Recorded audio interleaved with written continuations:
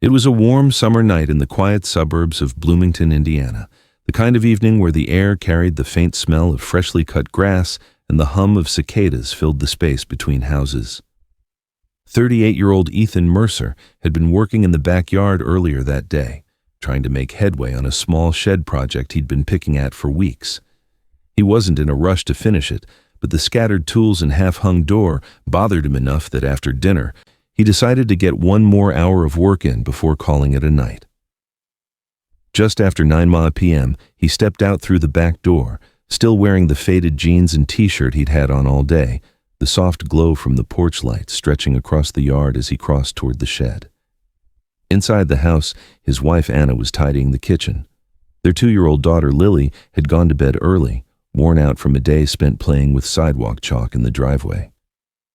Anna moved methodically through the dishes, half listening to a true crime podcast playing softly on her phone, her mind already on the laundry that still needed to be folded.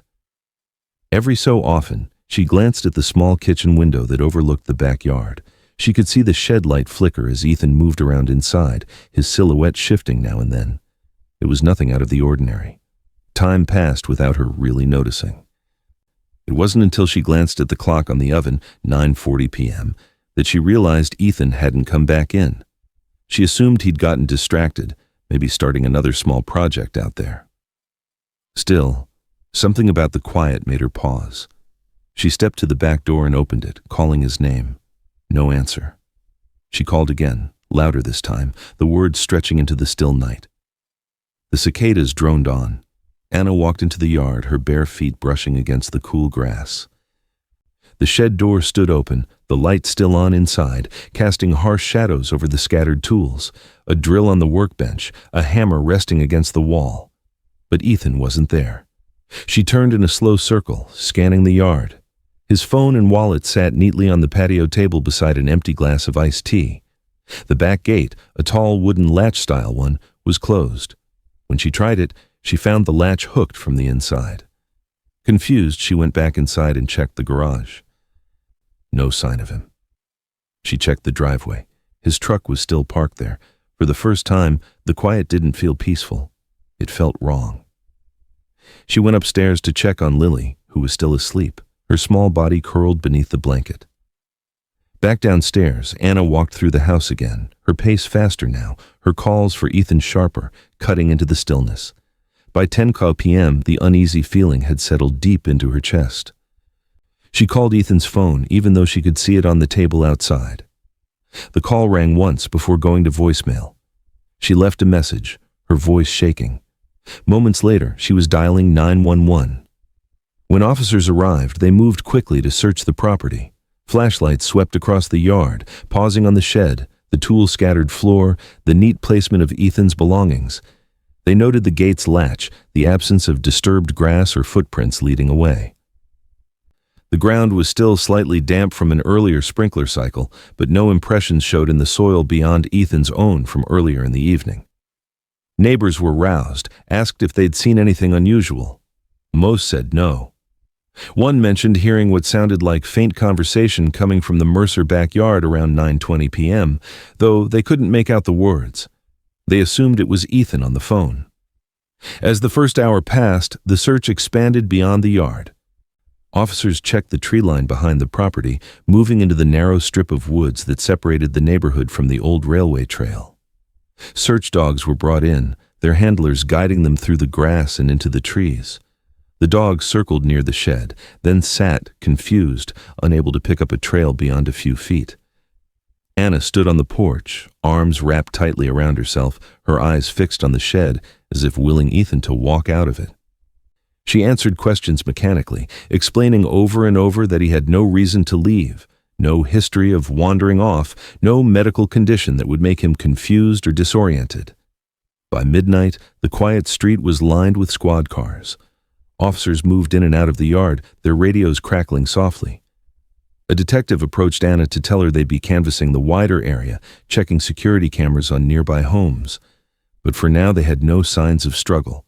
No obvious point of exit, and no explanation for how a man could vanish from a fully enclosed yard without taking anything with him. It was the beginning of a search that even in those first strange hours, felt like it was pulling everyone into something far more complicated than a simple missing persons case. By the time the clock struck midnight, the Mercer property no longer resembled the quiet, well-kept suburban home it had been just hours earlier. It was now the center of a full-scale search effort. Patrol cars lined the curb, their headlights casting long beams across the street. Officers moved methodically through the backyard, calling Ethan's name into the darkness. The back gate remained latched from the inside, untouched since Anna had checked it earlier. The shed light still glowed, illuminating the scattered tools and the bare patch of dirt where Ethan had last been seen. Neighbors, shaken from sleep, stood on their porches or joined the search. Flashlights bobbed through the grass and swept across the fence line. A few residents offered to check their own yards, peering into garden sheds, behind stacked firewood, and beneath covered patios. Others walked the perimeter of the block, calling into alleyways and behind garages. The night air was heavy with the sound of voices, the occasional bark of a dog, and the low hum of police radios. Search dogs were brought in, lean and focused animals straining at their leads as handlers guided them into the yard. They circled the shed repeatedly, noses pressed to the ground. The scent trail was strong, leading into the shed, but vanished abruptly within a few feet of the door. The dogs lifted their heads, sniffed the air, and then sat, a behavior the handlers recognized as a sign that the trail had simply stopped. They tried again from the patio, starting at Ethan's belongings, his phone, wallet, and half-empty glass of iced tea. But the result was the same.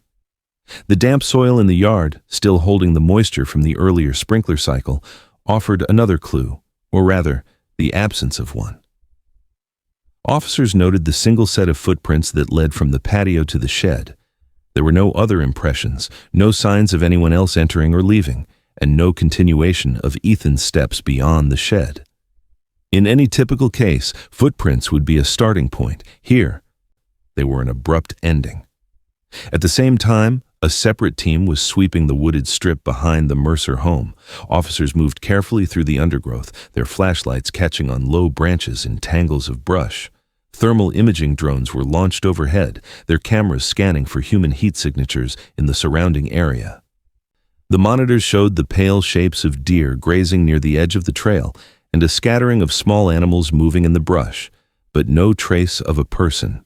Back at the house, the family dog, a golden retriever named Jasper, sat quietly on the porch. Normally, Jasper became restless and anxious whenever Ethan left for more than a few minutes, pacing the fence line and whining until he returned. Tonight, however, he seemed strangely calm, his gaze drifting toward the shed and then back to Anna as if nothing at all was wrong. It was a detail that unsettled more than one officer. Animals often reacted to distress in ways people could not ignore. As the hours stretched on, the initial urgency of the search began to give way to confusion. Detectives huddled on the edge of the yard, speaking in low tones. Without signs of forced entry or a clear exit, they began to consider a different possibility, that Ethan might have left voluntarily. In their experience, even the most baffling disappearances sometimes boiled down to someone choosing to walk away. But that theory made little sense to Anna. She repeated the same facts to anyone who asked. His truck was in the driveway, his keys were on the kitchen counter, his work ID still hanging on the hook by the door. His wallet, his phone, even the watch he always wore were all still here. If he left, she said, her voice unsteady, he would have told me, and he wouldn't have left everything behind. The lead detective took note of her insistence, but didn't rule out any scenario. They would need to look deeper, into Ethan's personal life, his work, his relationships, to see if there was anything hidden beneath the surface. But as the search teams began to pull back in the early morning hours, there was one fact no one could ignore. Ethan Mercer had walked into his backyard, and based on every scrap of evidence they had so far, he had never walked back out. In the days following Ethan Mercer's disappearance, investigators shifted their focus from the yard to the man himself. If there was no clear physical trail, then perhaps the answer lay in his past. They began with the basics, running his name through national and state databases, checking for any criminal history, restraining orders, outstanding warrants. The search returned nothing. Ethan had never been arrested, never had so much as a misdemeanor on record. Financial records painted the picture of a man living comfortably but without excess. His checking and savings accounts were healthy, with no unusual withdrawals or large cash movements in the weeks before he vanished. Credit card statements showed routine purchases, groceries, gas, hardware store trips for shed supplies. There were no hotel charges, no sudden ticket purchases, nothing to suggest secret travel or hidden expenses. He had no outstanding debts, no liens, no payday loans. They also examined his professional life. Ethan had worked as a mechanical engineer for the same mid-sized manufacturing company for 12 years, a stable job with regular hours. His supervisor described him as reliable, precise, and maybe a little introverted. He wasn't the kind of employee who lingered in the break room making small talk. He preferred to work quietly and head straight home after his shift. Co-workers couldn't recall any recent arguments or conflicts. His performance reviews were consistently positive and his attendance spotless. Friends told a similar story. Ethan was dependable, the type of person you could ask to help move a couch or fix a leaky faucet, and he'd show up on time with the right tools. He wasn't particularly adventurous, rarely took vacations, and when he did, it was usually with Anna and Lily to visit her family out of state. Several friends said the same thing. He was steady, predictable. There were no whispers of an affair, no late-night absences, no signs he'd been planning to leave. Investigators collected security footage from as many homes as possible within a 3-block radius. It was tedious work, hours of dark, grainy video from driveway cameras, doorbell feeds, and small home surveillance systems. One clip, taken from a neighbor's side yard camera, showed Ethan walking toward his shed at 9:07 p.m., wearing jeans and a light t-shirt. His gait was casual, not hurried, carrying something small in his right hand, possibly a screwdriver. Beyond that, the footage gave them nothing. The frustrating part was that no camera, not a single one, caught him leaving the yard. Most of the surrounding homes had coverage facing the street or their own driveways, not the Mercers' backyard.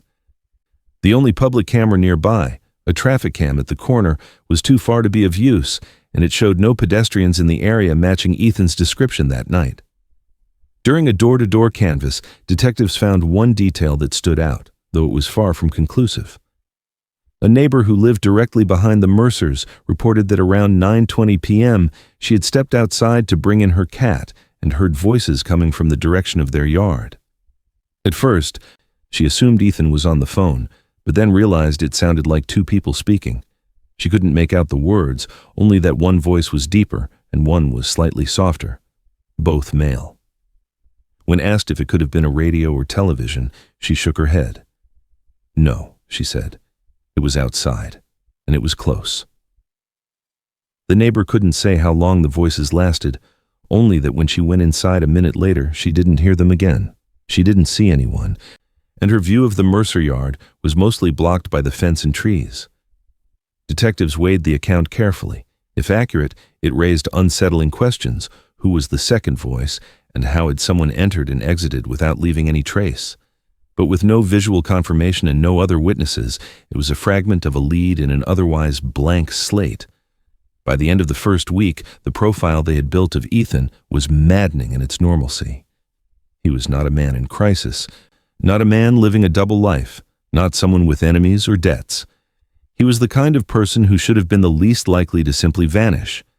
Yet, on that warm summer night, after walking into his own backyard, that was exactly what he had done. In the third week of the investigation, detectives returned to the Mercer property with a renewed focus on the unfinished shed, the last place Ethan Mercer had been seen before vanishing. It was no longer enough to search it superficially. This time, the plan was to dismantle it piece by piece. Crime scene tape went back up across the backyard. A forensic team moved in with precision tools, evidence kits, and cameras, documenting every detail before removing so much as a nail. The shed itself was small, built with plain lumber, one wall still incomplete. A workbench sat against the far side, and scattered tools lay where Ethan had left them. To the casual eye, nothing seemed extraordinary. But investigators noticed details that didn't match the picture of a man simply walking away. A faint layer of fresh sawdust coated the floorboards, its texture fine and pale, consistent with recent drilling. The drill was still plugged in, its bit embedded halfway through a hinge clamped to the doorframe. Whatever Ethan had been doing, he had stopped mid-task. Then came the first physical clue. On the inside edge of the doorframe, just above waist height, an investigator spotted a narrow streak of something dark. Under portable lamps, it was revealed to be a smear of blood, no more than a few centimeters long. It was swabbed, bagged, and sent to the state lab. The results came back within days. The blood belonged to Ethan. The quantity, however, was minimal, easily explained by a scrape or small cut. It wasn't enough to indicate a serious injury, but its placement raised questions. The idea that Ethan had nicked himself while working was plausible, yet it didn't explain why he would abruptly abandon the project, leaving tools active and his belongings untouched on the patio. Nor did it explain why he hadn't returned inside to wash the injury or tell Anna. With nothing obvious on the surface, the search went deeper. Detectives called in a ground-penetrating radar unit to scan beneath the shed. Almost immediately, the operator flagged an anomaly, a hollow space beneath the northwest corner, roughly 4 feet wide and 3 feet deep. It was large enough to stir concern, but too small to draw conclusions. The next morning, an excavation crew arrived. Floorboards were pried up, exposing the compacted soil below. Digging slowly, the team broke into the void. It was not a man-made chamber, nor a hidden crawl space. Instead, they uncovered an old animal burrow, likely from foxes or groundhogs years ago, long abandoned and partially collapsed. Inside were brittle leaves, dried grass, and nothing else. There was no sign it had been disturbed in years. The anticlimax did little to reduce the shed's importance. For investigators, it was still the last confirmed point of Ethan's presence. The absence of evidence was as telling as the presence of it. No footprints leading away, no foreign fingerprints, no sign that anyone had entered from outside. It was as if the trail had simply ended at the threshold. At this stage, the investigative focus shifted toward the possibility of an abduction. The theory was difficult to dismiss, but it brought its own problems. For someone to have entered the Mercer property without forcing a gate or disturbing the fence, they would have needed access or a method that left no trace. To subdue Ethan without alerting Anna inside the house or the family dog on the porch would have required speed, silence, and precision. Then there was the matter of leaving undetected. No cameras had caught anyone arriving or departing. No neighbor had reported seeing a stranger in the area that night. Detectives began to consider scenarios that bordered on the improbable. An abductor who knew Ethan's schedule intimately, someone familiar with the property's layout, someone capable of moving through the yard without leaving a sign. Even so, the timeline was tight. Anna had glanced at the kitchen clock at 9:40 p.m., only 30 minutes after Ethan had stepped outside. In that window, he had managed to disappear without anyone hearing a commotion. The lack of disturbance extended to the family dog, Jasper. A golden retriever known for his protective streak toward Ethan, he hadn't barked, whined, or shown signs of agitation during that half hour. To those who knew the dog, it was perhaps the most unsettling detail. The forensic report on the shed, when finally filed, was exhaustive. It listed the fresh sawdust, the half-drilled hinge, the smear of Ethan's blood, and the ground anomaly beneath the floor. Each detail stood on its own, curious but not conclusive. Taken together, they hinted at something abrupt, an interruption that had frozen the scene in time.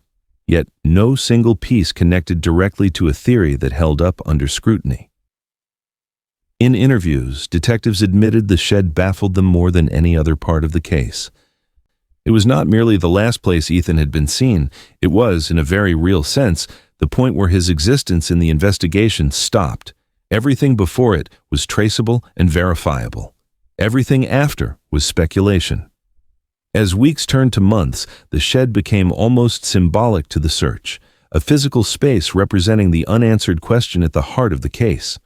Was it the scene of a confrontation, or simply the last mundane task of a man who then met with something extraordinary? No evidence emerged to tip the balance either way. The abduction theory remained on the table, but it was a theory without the usual scaffolding of witness accounts, forced entries, or recovered items. And without those, the case remained a mystery that began and seemed to end inside a structure no larger than a walk-in closet. In the minds of investigators, the shed wasn't just a place where Ethan had worked. It was the boundary line between the ordinary and the unexplained, and crossing it was the last thing anyone could prove he had done. 3 weeks into Ethan Mercer's disappearance, the investigation turned uncomfortably inward. With no physical evidence pointing toward an intruder and no clear trail leading away from the property, detectives began scrutinizing the person who had been closest to him that night, his wife, Anna. What began as routine follow-up quickly became a pressure campaign, the kind that tested both patience and nerves. Anna was asked to walk detectives through her version of events yet again. Where she had been at each point in the evening, when she had last seen Ethan, what she was doing while he was outside. She repeated the same account she had given from the start. She had been in the kitchen cleaning up, moving between the sink and the counter, with brief pauses to glance out the back window toward the shed. She hadn't seen or heard anything out of the ordinary until she realized he hadn't come back inside. Detectives noted that while her answers were consistent, they were also brief, sometimes clipped, as though the repetition was wearing her down. She insisted she had nothing to hide, but they pressed on, widening their net to include her relatives, friends, and even co-workers. Anna's parents confirmed she had called them the morning after Ethan vanished, distraught and incoherent. Her younger brother said he had been at home that night and hadn't spoken to her until the next day. None of them could provide new information. Then came the digital sweep. Officers served a warrant on the Mercer home, seizing phones, tablets, and laptops. Forensic analysts combed through text messages, call histories, emails, and social media accounts. They looked for anything unusual in the days or weeks before Ethan disappeared. Fights, financial stress, signs of infidelity. What they found was mundane. Exchanges about grocery lists, daycare schedules, reminders about upcoming bills. Only one thing stood out. On Ethan's phone, there was an unanswered text sent to Anna at 9:16 p.m. the night he vanished. It read simply, "Can you come out here?" Anna swore she had never seen it. Her phone records showed no reply and no subsequent messages from him. Analysts confirmed the text had been delivered, but there was no way to prove whether she had read it before or after his disappearance. The discovery complicated the timeline. If Ethan had sent that message just minutes before vanishing, what had prompted it?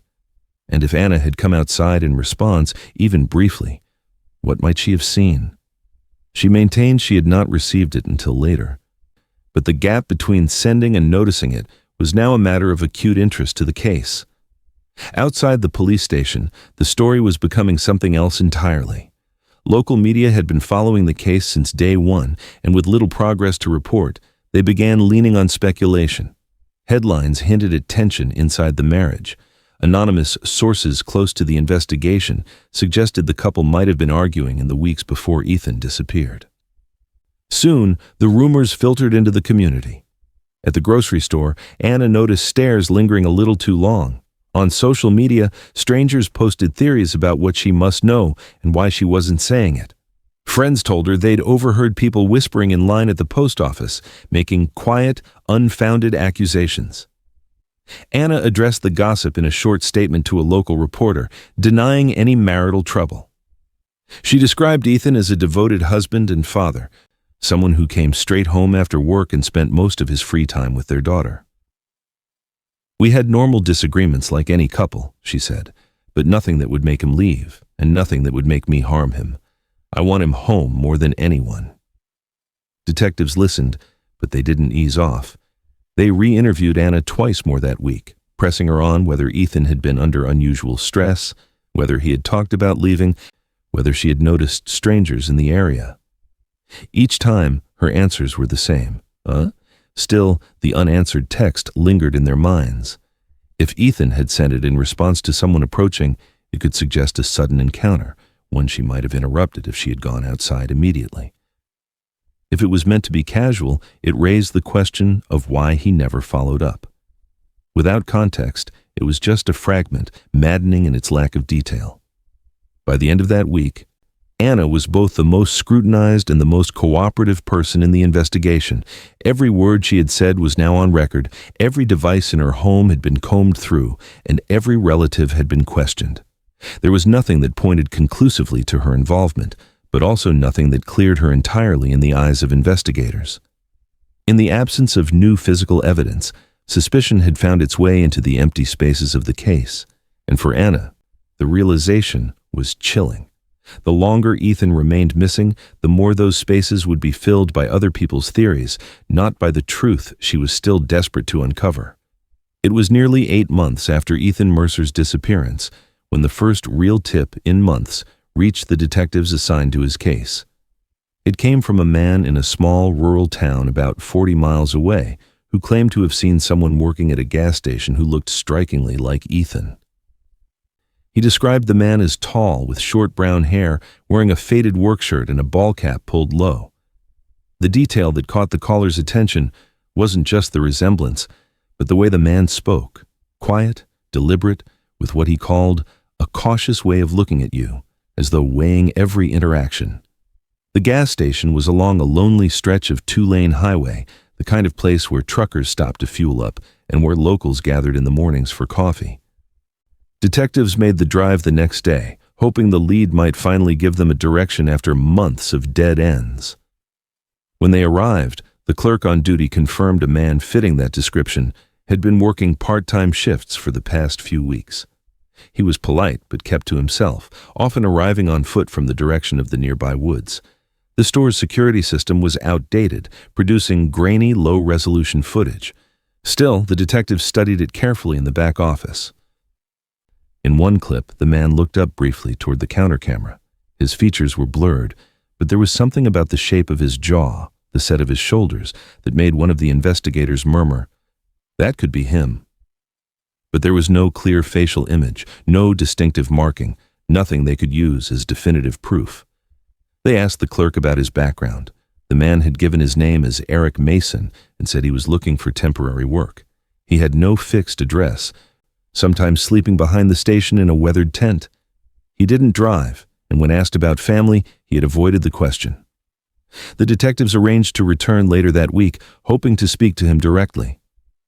When they came back 2 days later, the man was gone. The clerk said he had finished a morning shift, collected his pay in cash, and walked away down the highway without saying where he was headed. A check with nearby businesses turned up no sightings. For a moment, the urgency spiked. Was this the break they'd been waiting for, a chance to follow him before he disappeared again? Eventually, they tracked him down at a makeshift camp in the woods a few miles from the station. Up close, the resemblance faded. He was older than Ethan by at least a decade, his eyes a different color, his manner more weathered from years of transience. He had no connection to the Mercer family, no knowledge of Bloomington, and no idea why anyone would mistake him for someone else. His name checked out with local outreach services that had provided him meals and shelter in the past. The lead, which for a few days had seemed like it might breathe new life into the case, evaporated into nothing. It was one more false hope in a long series of them, and the emotional whiplash took its toll, not just on the investigators, but on Anna. By the time the 1-year mark approached, the official tone of the case began to change. The weekly case meetings shifted to monthly. The list of active leads grew shorter until it was nearly empty. The label cold wasn't used in front of Anna at first, but she could feel it in the way detectives spoke. The pauses, the softened reassurances, the suggestions to stay in touch if you hear anything new. The anniversary brought another wave of media coverage, though most of it was rehashed footage and interviews from the first frantic weeks. In front of the cameras, Anna repeated the same appeal she had made countless times, for anyone who knew something to come forward, even anonymously. But when the lights switched off and the microphones were put away, the silence that followed was heavier than before.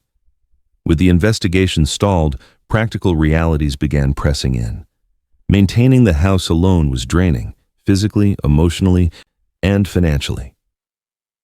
The backyard where Ethan had vanished was now a place she avoided, its shed untouched since the forensic search.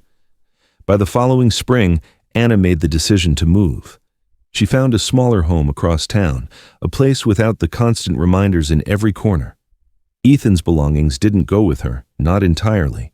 His clothes had been boxed months earlier, but she kept the tools from the shed carefully packed in the garage. They remained exactly as they had been. Worn handles, a few flecks of dried paint, drill bits still in their cases. She told herself it was temporary, that one day she would have a reason to hand them back to him. Until then, they stayed in their boxes, gathering dust but never forgotten. The case file remained open, but in every practical sense, Ethan Mercer had become another name in the quiet backlog of unsolved disappearances. And for Anna, the hardest part wasn't the unanswered questions. It was the slow, painful realization that the people still asking them were becoming fewer and fewer with each passing month. By the spring of the third year without Ethan, the rhythms of Anna's life had settled into something that looked like normal from the outside, though it never felt that way inside her home. Her daughter, Lily, now 5, had started having night terrors, sudden episodes where she'd cry out in her sleep, sometimes thrashing but never remembering in the morning. The pediatrician suggested a baby monitor so Anna could hear the episodes beginning and respond before Lily hurt herself. The new monitor was more advanced than the one she'd used years before. It had a sensitive microphone, a small screen for live video, and the option to record short clips automatically when sound was detected. Anna set it up on a quiet Sunday evening, angling the camera toward Lily's bed and keeping the receiver beside her own bed. A week later, on a Wednesday night, Anna woke without knowing why. The room was dark, the digital clock glowing 1:04 a.m. It took her a moment to realize the faint hiss of static was coming from the baby monitor. She reached for it, adjusting the volume, thinking maybe Lily was stirring. Then, cutting through the static, came a voice, a man's voice, calm, low, and unmistakable, saying Lily's name, once, then again. Each time, there was a pause, like he was waiting for her to answer. Anna froze. The voice was so familiar that for a second her mind refused to question it. She knew it, not in the vague way of recognizing an old recording, but in the way you know someone you've lived with, someone whose tone is embedded into your memory. It was Ethan. She bolted upright, adrenaline slamming through her. The monitor crackled again, but now there was only static. She dropped it onto the bed and rushed upstairs, taking the steps 2 at a time. Lily was fast asleep, her breathing deep and even, her small body curled under the blanket. The room was still. Anna stood there for a long moment, watching, listening for anything that might explain what she'd just heard. Finally, she backed out of the room, her hands shaking. Downstairs, she grabbed the monitor's receiver, opening the playback folder. The device was designed to store a short clip whenever it detected sound over a certain threshold. She scrolled to the most recent timestamp, 1:04 a.m., and pressed play. The screen flashed for a moment, then went black. A message appeared. File cannot be played. Corrupted data. She tried again. Same result. Every other clip played fine. Lily shifting in bed, coughing, murmuring in her sleep, but not that one. Anna plugged the receiver into her laptop, hoping she could recover the file. The folder showed the recording size, 12 seconds. It was there. But when she tried to open it, the same corruption warning appeared. Even the file's properties looked strange, missing the usual audio format tag. She sat back staring at the screen. In her chest, the thud of her heartbeat was almost painful. If it had been anyone else's voice, she could have told herself it was interference, a neighbor's baby monitor bleeding into the frequency, a passing trucker's radio. But it wasn't anyone else. It was Ethan, and she was certain of it. The rest of the night passed in a haze. Anna kept the monitor on her nightstand, the volume turned up just enough that she could hear even the faintest sound. But nothing happened. No more voices, no more static beyond the normal hiss of the feed. By morning, the logical part of her mind tried to explain it away. Technology fails, signals cross, memories play tricks. But the other part, the one that still looked for Ethan's face in every crowd, knew what she had heard. The exact cadence, the quiet insistence in the way he'd said their daughter's name. Like he had something urgent to tell her but didn't want to scare her. She didn't tell Lily. She didn't tell most people, in fact. Only 2 close friends knew, and even then, she could see the flicker of doubt in their eyes, the way they softened their voices as if speaking to someone fragile. But she also called the lead detective on Ethan's case that afternoon. When she described what had happened, there was a pause on the other end. He didn't dismiss her, but he didn't lean in with excitement either. Instead, he asked her to bring the monitor to the station so their tech team could try to recover the file. She agreed, already knowing that whatever they found, or didn't, wouldn't erase the sound of that voice from her memory. It had been 3 years since Ethan stepped into their backyard and vanished. She'd stopped believing she would ever get a real answer. But that night, in 12 seconds of static and a voice calling from somewhere she couldn't see, the certainty that he was still out there came rushing back, as sharp and undeniable as it had been the first week he was gone. When Anna handed the baby monitor over to the police, she did so with the care of someone passing along fragile evidence. She had left it exactly as it was the night she heard the voice: receiver, camera unit, and the SD card that stored its recordings. Detectives logged it, then contacted an audio technician who specialized in recovering corrupted files. Within hours, the device was on a workbench in the forensics lab, surrounded by cables, data readers, and waveform monitors. The technician began by creating a bit-for-bit copy of the monitor's memory card to preserve the original. From there, he ran the corrupted clip through recovery software designed to rebuild damaged audio files in fragments, reconstructing whatever the digital decay hadn't erased completely. The process took most of the afternoon. The recovered file was short, just under 12 seconds, but it was enough. When they played it in the small lab room, the sound began with the hiss of static, faint but steady. Then, buried inside the noise, came a voice. It was heavily distorted, as if transmitted over a poor connection or through multiple layers of interference, but the tone and cadence were still distinct. A male voice, low and deliberate, repeating Lily's name twice, each time with the same pause afterward. The lead detective glanced at Anna. Even through the distortion, she didn't hesitate. It was Ethan's voice. The technician agreed it was consistent with her description, though he cautioned that without a clean sample recorded under identical conditions, absolute confirmation wasn't possible. Investigators turned next to the question of how it could have happened. They began testing the monitor for interference from other devices in the neighborhood. They mapped the nearby houses and logged anything that could broadcast on a similar frequency: cordless phones, older baby monitors, walkie-talkies, even certain types of amateur radios. They walked the perimeter of Anna's property with a spectrum analyzer, scanning for signals that could have bled into the feed. Nothing matched. The monitor's operating channel was clear, its encryption active. They couldn't replicate the voice by broadcasting from any device within range, even ones known for signal bleed. With the signal test inconclusive, they moved deeper. A specialist was brought in to inspect the house's electrical system and wiring, looking for irregularities that might cause interference or crossfeed from an unknown source. He traced circuits, tested grounding, and measured for any abnormal electromagnetic readings. Again, nothing. The wiring was clean, the system sound. The absence of a technical explanation only fueled speculation. Some in the department leaned toward the possibility of the monitor being hacked, though the theory had holes. The device had no Wi-Fi connectivity, only a closed-loop transmission between camera and receiver. To intercept it would require specialized equipment and someone physically close to the property. Others floated the idea of a fluke, a rare convergence of signals from a passing vehicle, a nearby security system, or even atmospheric conditions, producing something that only happened to sound like Ethan's voice. And then there were the theories that fell outside the boundaries of standard police work, the ones the investigators didn't put in official reports. They ranged from the idea that Ethan himself had somehow sent the message to suggestions of phenomena they couldn't explain. When news of the recovered audio reached the media, it reignited the case almost overnight. Local outlets ran with the headline, "Missing Man's Voice Captured on Baby Monitor," and within days, national reporters were calling for interviews. Clips of Anna's original plea for help resurfaced alongside the grainy audio, edited to emphasize the eerie repetition of Lily's name. Public reaction was intense, online forums filled with theories ranging from the technical to the supernatural. Some commenters insisted it was proof Ethan was alive and nearby, trying to make contact.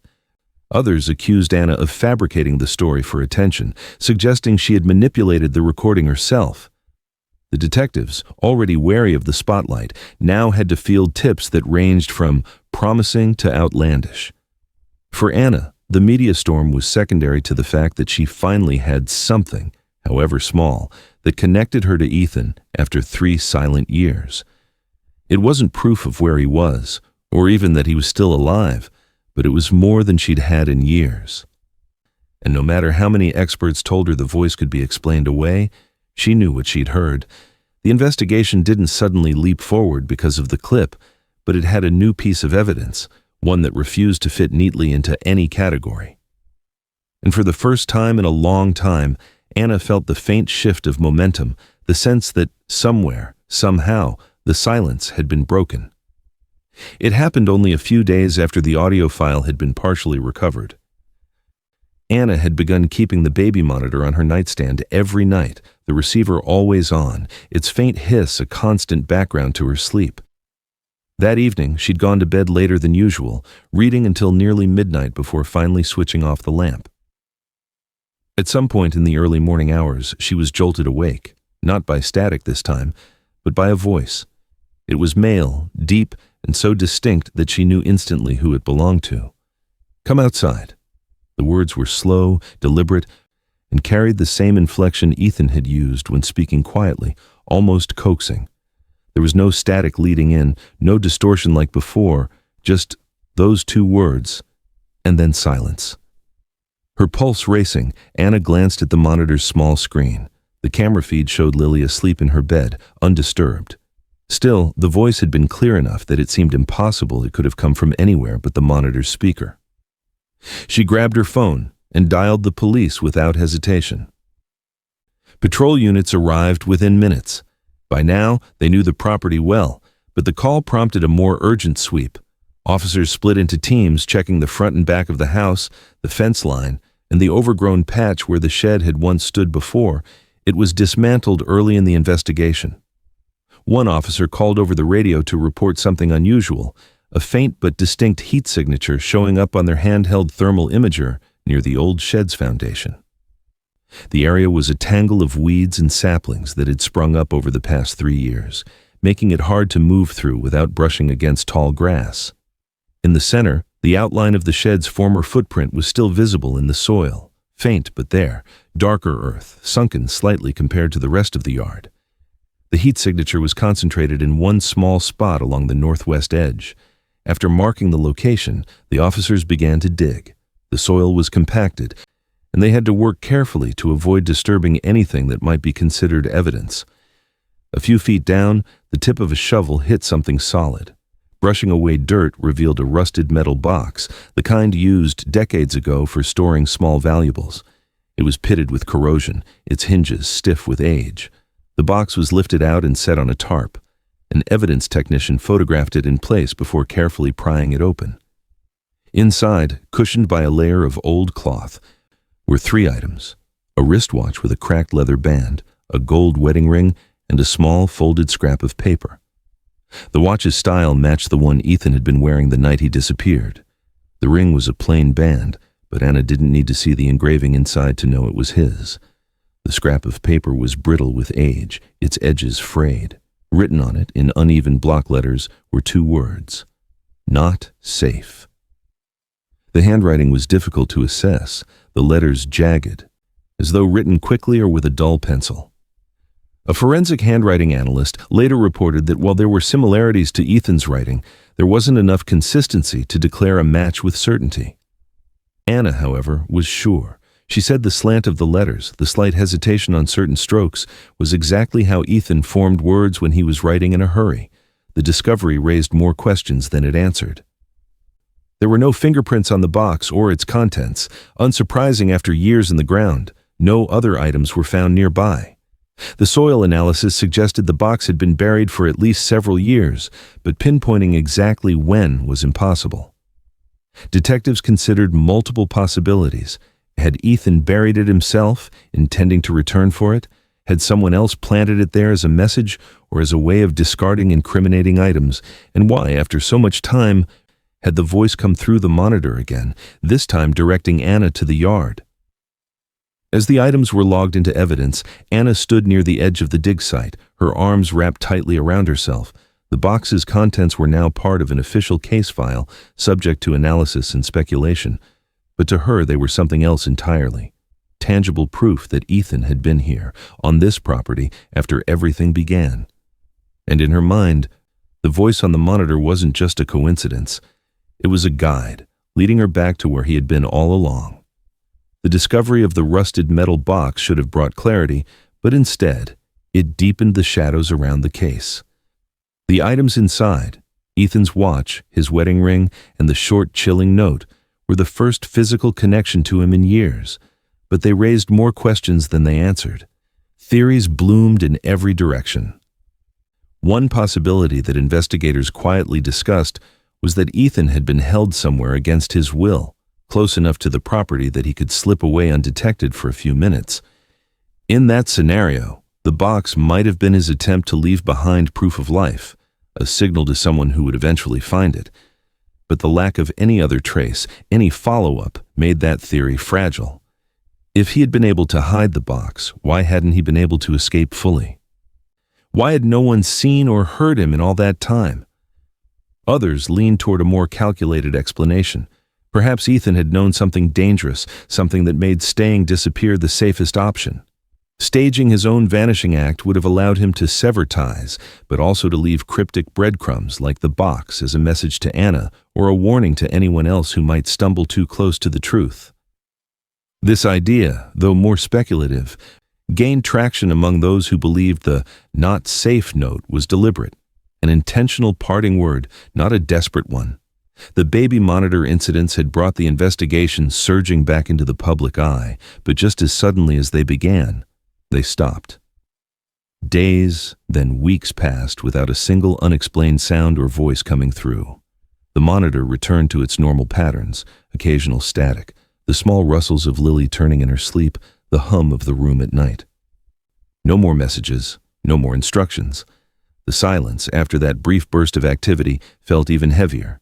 The renewed attention had stirred the community, bringing old theories back into circulation and generating new ones. Some locals were convinced the voice was never Ethan's to begin with, an elaborate hoax, a cruel prank played on a grieving family. Others swore it was genuine, pointing to the specificity of the find near the shed as evidence that the voice had led Anna exactly where she was meant to go. Online forums dissected every known detail, from the cadence of the voice on the recovered audio to the soil composition around the buried box. For the detectives, the surge of tips following the discovery was a mixed blessing. Most were wild speculation, impossible to verify. A handful offered possible connections to other missing persons cases in the state, but none yielded actionable evidence.